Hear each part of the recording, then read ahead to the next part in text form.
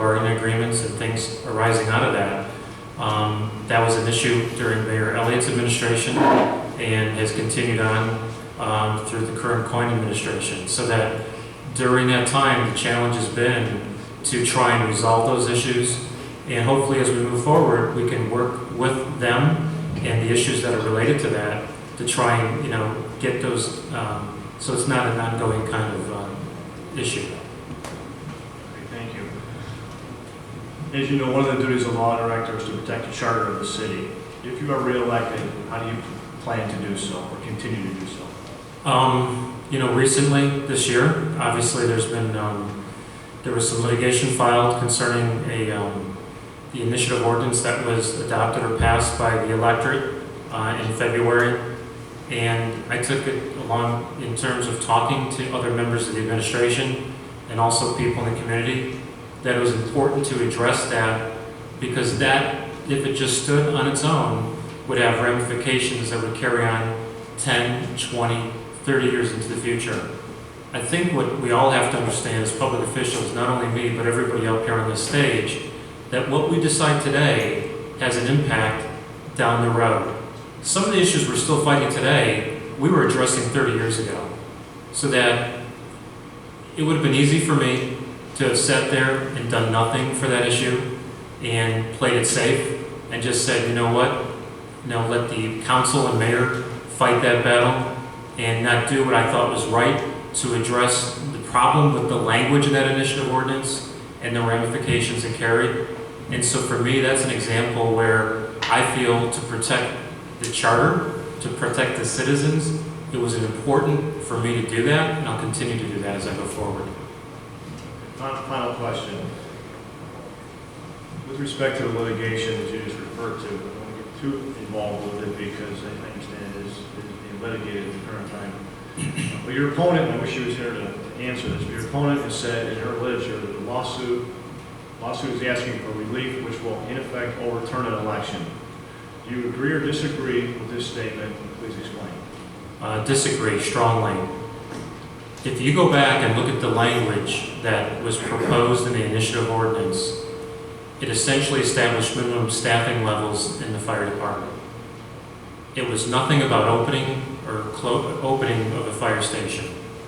And so the issue became, once that was adopted, and that group was continually warned that that language might be an issue in terms of its being legal or effective, that the issue became that we had to have that language interpreted by a court in a lawsuit called a declaratory judgment to let us know whether that was valid or legal. We never questioned in the lawsuit whether the results are valid or invalid or anything to that nature. The real issue in that case was the language that was adopted, do we have to follow it going forward? So when she says that, in essence, we're overturning a valid election, that's an incorrect statement. And I would add one thing as it relates to my opponent. She's recently put out literature, and I think she even said it verbally, that at some point she feels that there are three branches of government at the local level, just like at the state and federal level. And she stated that obviously the council is the legislative branch, that the mayor is the executive branch, and then she says in her literature that the law director equals the judicial branch, and that is clearly wrong. The law director is part of the executive branch. The only one who's part of the judicial branch is a judge, either elected or appointed by, in Ohio, the governor, or at the federal level, by the President of the United States. So to say that, not only as it relates to her misunderstanding of the litigation that was filed, but just a fundamental misunderstanding of how government works, I think really speaks profoundly as to the qualifications of both of us going forward. Thank you. Greg, you have to ask the ward councilman the one question that they didn't ask, and then we have one follow-up for everybody, and we're almost making the time, which is very, very good. We thank you for your cooperation. Thank you. To the board candidates, as it relates to economic development, as I said earlier, I heard it from a few candidates this evening about economic development, and I've heard about for years as far as we need to do more with economic development. We need to do more with economic development. Look what other communities are doing. And as I said earlier, it's a big challenge. And some of the large candidates mentioned it as far as we're competing with other communities for economic development companies, for companies to come in and allow us to increase our tax base. So you as candidates for your ward seats, what experience do you bring, or what thoughts do you have regarding economic development that would help the administration in achieving our goals to bring in new companies, okay, grow the companies that are located within the community so they continue to reinvest in our community, increase their employment? What thoughts do you have going forward?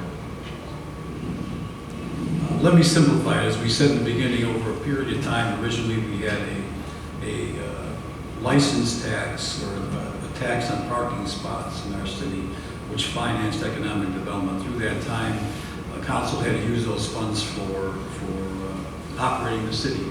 So the key question is, council this year appropriated $500,000 to support economic development in the city.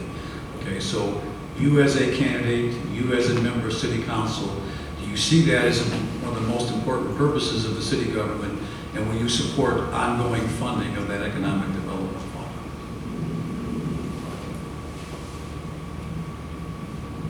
Starting with Mr. Colonna.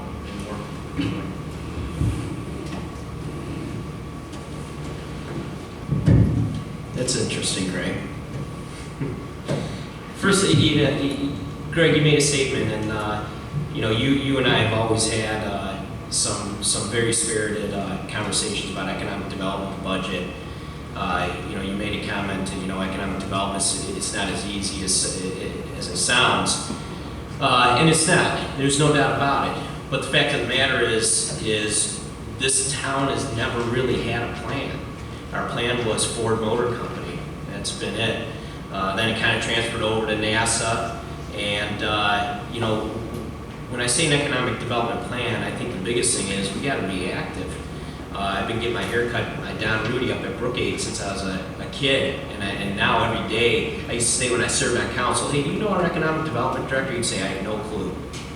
And until we can walk into a business and they know who our economic development director is, we're not moving in the right direction. Then you know who this person is, and I have heard a few that do know who the person is currently, and that needs to continue. That needs to spread, because the only way you're going to understand the tools you need to create incentive packages to give to the administration to bring business here is by the economic development director and individuals going out to those businesses and understanding what their issues are. Why are they succeeding? Why aren't they succeeding? Every possible way to help a business grow, we need to know that. Jeff Duke mentioned supply the tools. I mentioned that earlier. Incentive packages. We got a new economic development director when I was towards the end of my term on council, and I disagreed with the choice. At an open meeting, I asked that person, what do you do when a business approaches you to come to the community? And she just kind of looked at me. And I said, do you give her or him or a business a folder and say, here's what we can offer you. You got 50 employees, here's your payroll, here's what we can give you to get you going to succeed. And matter of fact, as I stated earlier, once you decide that you have a community where you can excel, like Aerospace Parkway, is that a tech area? Brook Park Road, obviously went down the auto mile there. If we can get you to locate there, guess what? We're going to give you a little bit more. We're going to give you this incentive because you're willing to not go where you plan on going, but to go there. And that's how you're going to succeed. But we have to be active. The administration, I will support when they come to us to say, hey, we need your help. Because council doesn't have a whole lot of pull, but we can give the tools to the mayor. And I'll support those tools when they come. Okay, so the question is, during your time on council, council moved economic development money to operate the city. So the question is, if you return to city council, will you support full funding? You have to find a way to fund it, but you will support full funding for economic development in the fund if you're elected to council, yes or no? Absolutely. Okay, thank you. Mr. Stone. I also also agree I would support the full funding of the development plan. I think we have the greatest asset in the city's Ford Motor Plant. I would explore opportunities to get skilled tradesmen in there, possibly for training or education. And I think that's our best opportunity, and it's an attractive piece for the city. Sure. I too would support the $500,000 for economic development, only if it's utilized in the proper way. When you talk economic development, when the other candidates are coming there, make sure they did their homework. The very first thing that I have done before I decided to run was sit down with my wife and talk to her. Once I gained her full support and I decided I was going to do this, I needed to gain all of the tools. The tools that I needed was information so that I could communicate with the residents. Sat down with all the directors, sat down with Mr. Dolan. We talked about land. Where can we put these new businesses? And he told me, we have no land. We had 25 acres over in Aerospace Parkway that was deemed wetlands.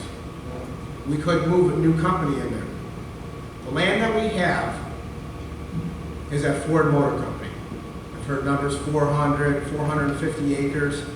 About 300 of it is not being used. And Ford doesn't want to give us that land. That's a prime piece of land. We have the airport, we have the railroad system here, we have the highway system here. They don't know what they're going to use that land for, but they don't want to give it up. We need to support that $500,000 and aggressively use it to attract new business. So the answer to the question on full funding the Economic Development Fund, as a member of council, you would commit annually money for that process? Absolutely. Thank you. Okay, we're going to rush everybody along up here because we've got one final question, and we're just about 9 Absolutely. o'clock, okay?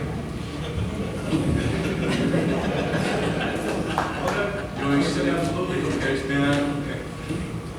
Thank you, Kenneth. And that economic development question wasn't one of the ones I had created late this afternoon, but I heard enough of it through a few candidates. So what I wanted to expand to the residents that are here and the residents that are viewing at home. And again, I don't say the term is used loosely, but it is used very often. Economic development. It's not as easy as it sounds, and there needs to be a funding source to enable these companies or to attract these companies to locate within the community.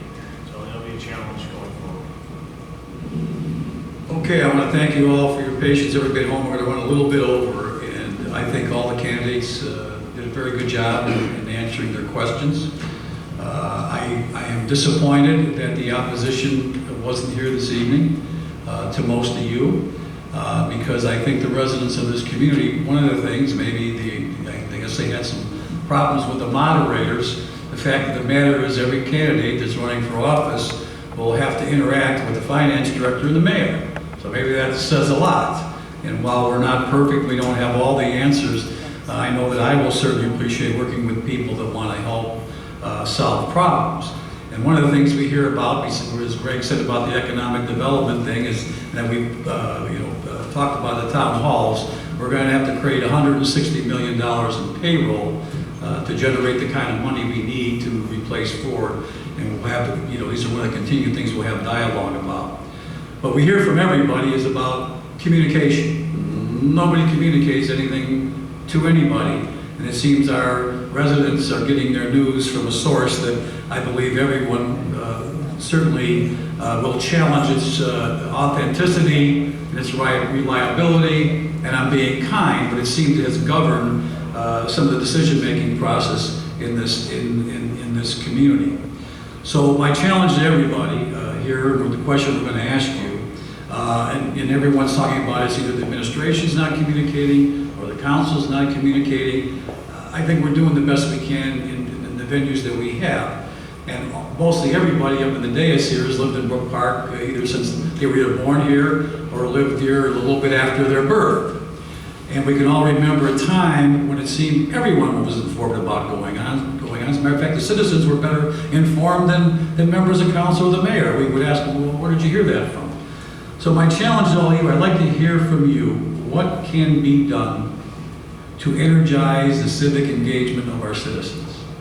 What can we do, what will you do as elected officials to get our citizens involved in what's going on in our city? To express their views and help us with the various problems that they have. So we're going to start with the Law Director, Neil Jamison. Neil, what do you feel about this, and what's your suggestions? I think it's a great idea. I think the one thing that's been lacking in the recent past is that the ability for people to talk to us on different levels. And what I would encourage is that through various neighborhoods, we invite them up into this forum, the community room or over in council chambers, and discuss, what issues they feel are important to them.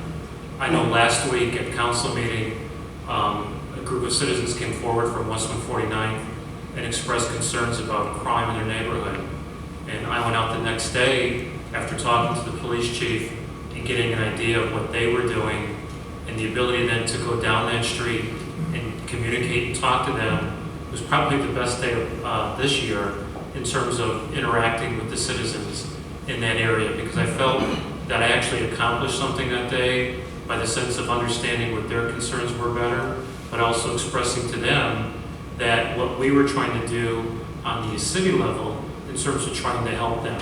So I feel that the more opportunities that we have to go, walking in a community or inviting them into a forum like this, I think only helps, because if people feel that they're engaged, part of the process, then I think that helps everybody at the end of the day. Okay, thank you, Council. We need 1 minute responses. Mr. President? Mr. President Pro Tem, I'm sorry, I can't.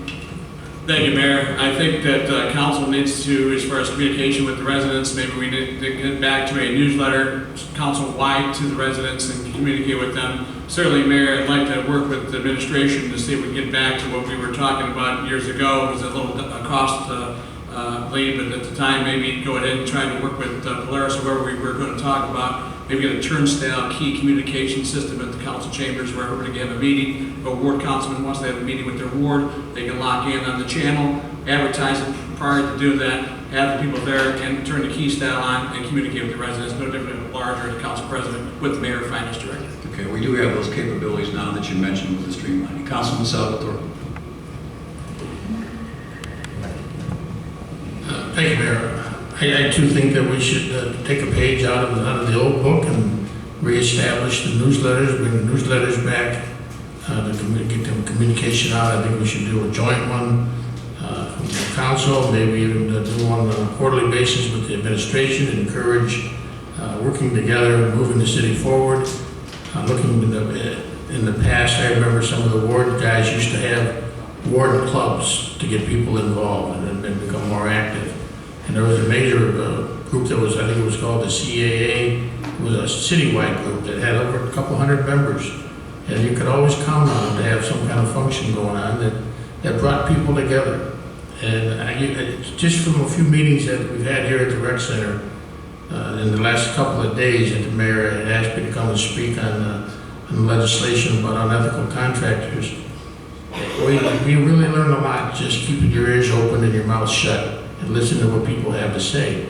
And that's what we need to do. We need to get back to that. We need to get people more involved and working together. Thank you. Jeff Duke. When you look at the calendar, it's 2015, it's 21st century. So 21st century communication requires many different communication mechanisms. Social media, which is increasing use within the city, going back to the grassroots efforts, going back to newsletters, you have to provide communication mechanisms that's going to speak to the youth, the middle age, and the seniors of our communities. And so you have to do all of the above. One of the things I think that could be very beneficial moving forward is a new community-wide master plan. When I was involved with the facilities plan of the Great School District in 2007, they had 700 people come in 2 sessions at Polaris to be part of that facilitated session. Something like that could be very good for Brook Park, and maybe going back to ward picnics. Mr. Wilson used to do that as well. Hey, Councilman Bergio. Thank you, Mary. Yeah, I think that the ward picnics, it's something I thought of too, that would be good because it brought people together in that particular ward, and the council at large could also be there to participate as well. But I think that some of the things that we're starting to do, and thank you for Brandon and Shannon for streaming, I think that's helpful. People are seeing the council meetings. I think people are starting to get more engaged now. I know the group, the Brook Park Crime Watch, they're very much engaged. I'm really buoyed by what they're doing, and they're doing a great job, and they're really dedicated people from what I know. And there's a lot of people involved on their Facebook page, and so I think there's a groundswell happening there. They participated in the Sea of Blue a few weeks ago, and I think that was a great event. Too bad it was a rainy day, but I think that was something that was necessary. So I think that those are some of the things that we could do, and maybe put out a newsletter, as Councilman Tony DiMico said before too. Mike Mondoon? With 8,000 households in the city, it's really difficult to get to every door, as any politician will tell you. But I think once in a while we can get out to the door. When I was safety director, I had to deal with the West Nile virus. And I put together a packet, from the health department on what people can do. And I went and started knocking on doors. It was kind of funny when I knock on the doors and people would be going, well, what are you running for now? Like, I'm not running for nothing. I'm just here to help you. So I think we could do a little more along that line, is just once in a while, just get out and get in the neighborhoods. Okay. Mr. Scott? Danny was the last word we're going to make. Give him the last word. Go ahead, Rick. I've always forewarned in my walking, I've always told people, I'm going to be like a hemorrhoid, I'm going to go away, but I will be back.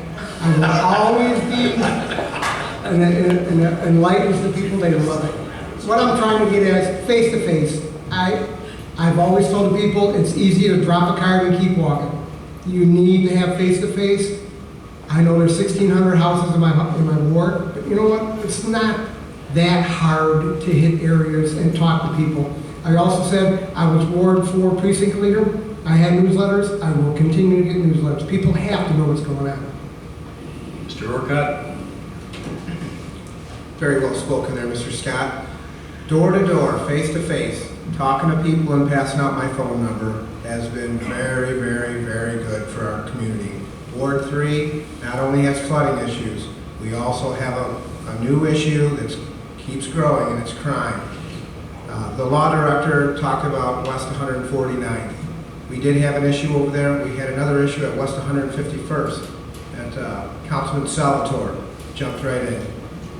With communicating to the people face to face, passing out the phone numbers and gathering them, we can get those responses to the people much quicker. Mr. Stem? Yeah, I truly believe the best form of communication is either one-on-one or a group forum like this. I only made one promise throughout my campaign: I'm not going to mislead anybody. So as a new leader in Brook Park, I'm going to be able to deliver both the popular and unpopular news honestly. And the last word, Mr. Colon. Get people involved, get rid of the hometown news, and replace it with something that's a little bit more positive.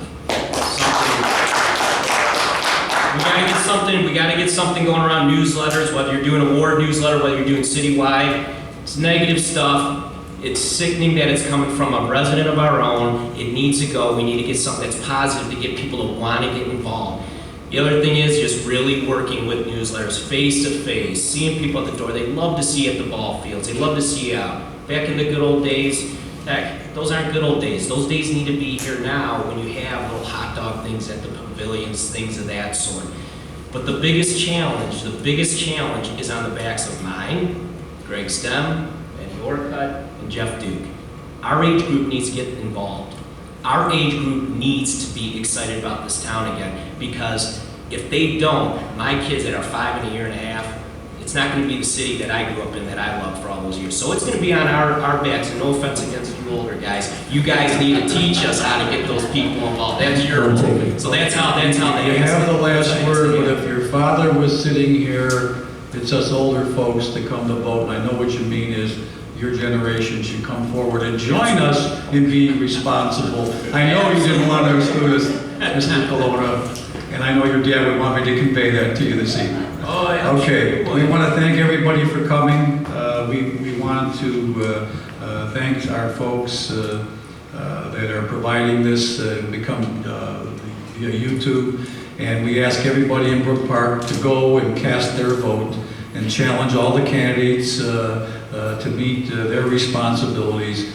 But I think if you vote and you get out there, I think all these folks tonight show why they're ready, willing, and able to serve. And it's a great disappointment that we couldn't have had the dialogue here with everybody, because I think that would have been beneficial to the people of this community. And you have to make your own judgment about why folks are not really here.